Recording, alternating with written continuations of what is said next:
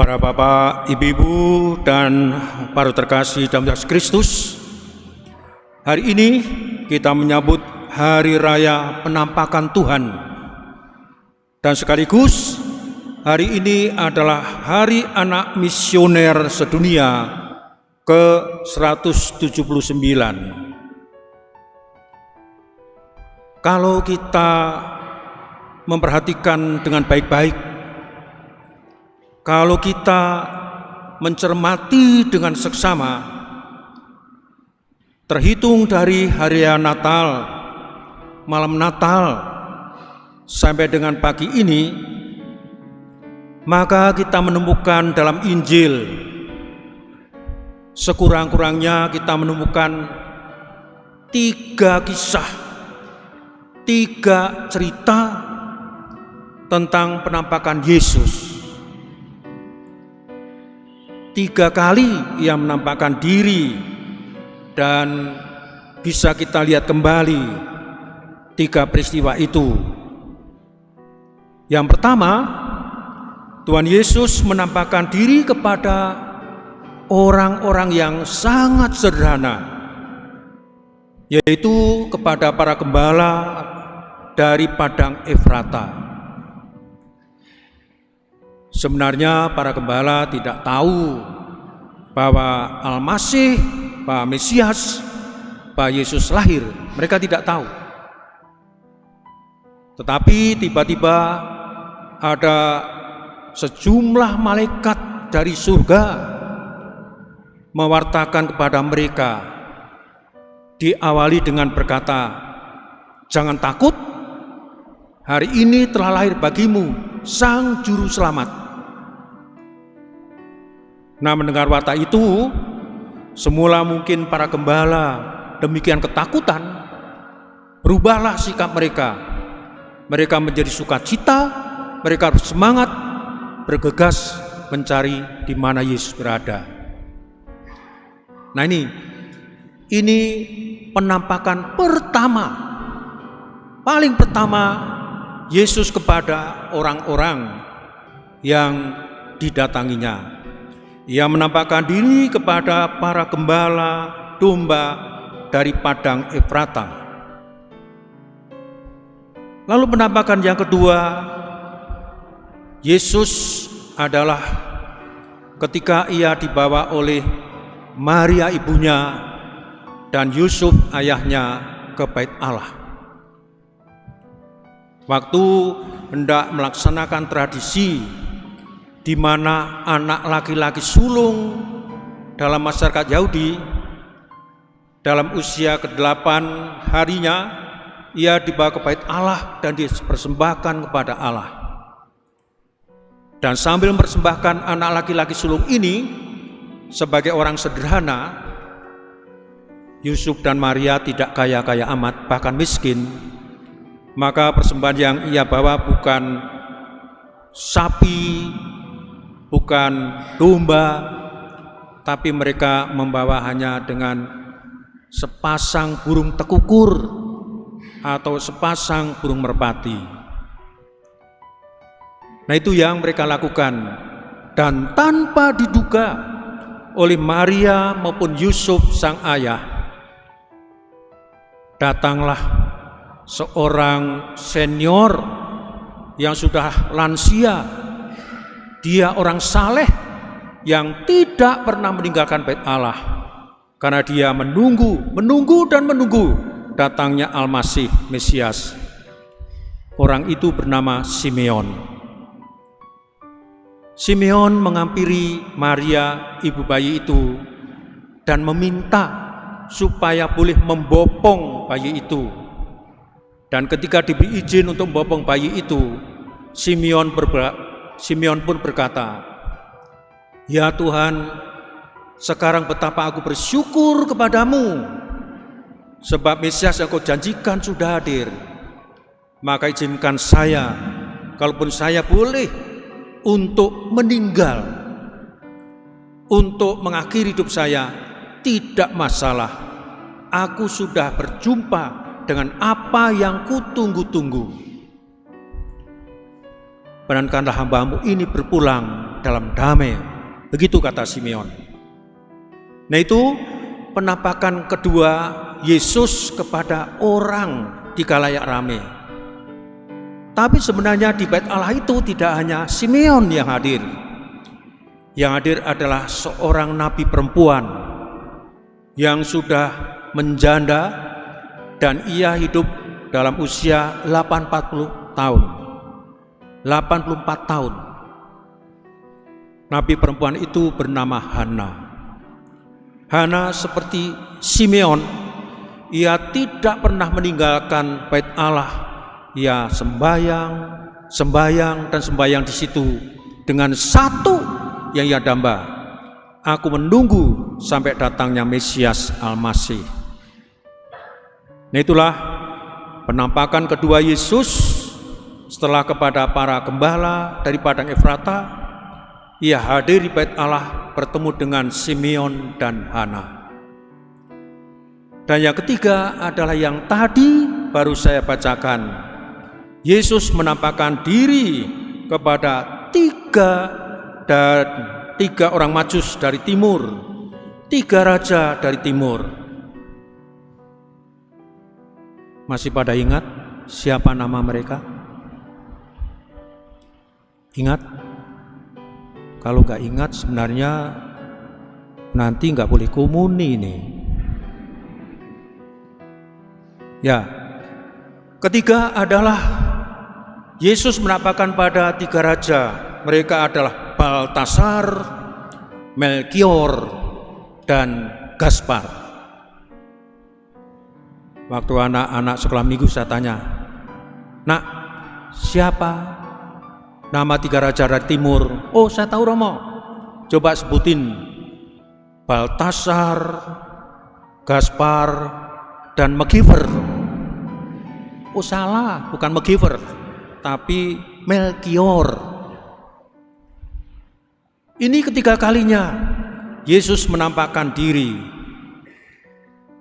Ia hadir menjangkau semua lapisan, baik orang-orang sederhana para gembala, baik bait suci di Yerusalem tempat berkumpulnya orang-orang hebat, tapi dia juga menyapa dan menerima kedatangan orang jauh yang sifatnya adalah internasional, tidak hanya di bangsanya sendiri, tapi tiga raja dari jauh tempatnya berjumpa dengan Yesus. Ada suatu yang luar biasa tentu. Kalau tadi para gembala tidak tahu apa-apa, baru tahu ketika diberi warta dari para malaikat. Lalu Simeon dan Hana tahu bahwa akan datang Mesias, maka mereka tidak pernah meninggalkan Bait Allah. Sedangkan tiga raja ini untuk bertemu dengan Yesus, mereka harus berjuang mati-matian. Berjuang mati-matian tanpa putus asa. Nyaris mereka terkecoh, nyaris mereka sesat oleh perilaku Herodes. Namun syukurlah bimbingan Sang Bintang selalu setia mendampingi mereka dan mereka sampai kepada Yesus. Para bapak, ibu-ibu, dan para terkasih dalam Yesus Kristus, selain hari ini kita menyambut Hari Raya Penampakan Tuhan, hari ini kita juga menyambut Hari Anak Misioner Sedunia. Anak yang sudah disemangati untuk bermisi, untuk keluar dari dirinya sendiri, agar menuju kepada orang lain. Seperti tiga raja, sejak dini anak-anak kita diajak bermisi. Dan gereja mengajak anak-anak untuk bermisi sudah 179 tahun lalu diajakkan, dan terus sampai hari ini anak-anak diajak untuk bermisi. Nah, pertanyaannya adalah apa yang diharapkan oleh gereja kepada kita pada hari anak misioner ini. Ini yang diajarkan untuk kita renungkan. Apa yang harus kulakukan untuk anak-anakku agar betul anak-anak kita dari Katedral Bogor ini, dari lingkunganku, dari keluargaku, sungguh tampil sebagai anak-anak yang misioner. Maka yang saya ajakkan adalah mari kita para orang tua, kita para aktivis, kita pengurus lingkungan, agar kita ini berperan menjadi bintang. Berperan menjadi bintang yang membimbing anak-anak kita agar mereka mengenal Yesus, agar mereka berjumpa dengan Yesus. Untuk menjadi bintang tidak mudah. Untuk menjadi yang membimbing tidak mudah. Kenapa? Karena kita sendiri juga harus merefleksi diri, mengoreksi diri. Jangan-jangan sebelum menjadi bintang pembimbing, hidup imanmu sendiri sudah redup, melik-melik, kagak jelas. Nah, tantangannya akhirnya dua. Aku harus memancarkan imanku, dan juga dari pancar imanku, semoga anak-anakku dapat kubimbing bisa berjumpa Yesus. Ya, di satu sisi ya, sebagai orang paroki di sini, saya senang melihat orang-orang yang rajin menghadiri misa, rajin beribadah, rajin berdoa, aktif menggereja. Saya yakin, seyakin-yakinnya iman mereka ini pasti iman yang bersinar, iman yang kinclong, di mana mereka bisa membimbing anak-anak hadir dan berjumpa dengan Yesus, sehingga anak-anak kita menjadi anak-anak yang beriman, anak-anak yang diberkati, anak-anak yang diselamatkan oleh Tuhan.